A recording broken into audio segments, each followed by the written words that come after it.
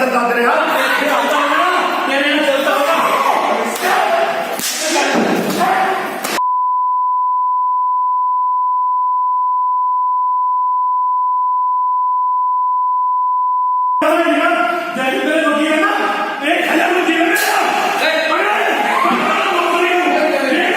देखिए, ये कंकड़खेड़ा का मामला है। यहाँ पर एक होटल में आज एक सब इंस्पेक्टर गए थे। वहाँ पे उनके जानने वाले कोई महिला थी, उनके साथ वो दोनों वहाँ खाना खा रहे थे। खाना खाने के लिए गए थे, उस क्रम में शायद वहाँ के वेटर से कुछ विवाद हुआ और उस विवाद के बाद वहाँ के जो मालिक थे होटल के, वो भी आ गए थे। दोनों के बाद जो वाद विवाद हुआ उसमें होटल के मालिक के द्वारा दरोगा की पिटाई कर दी गई।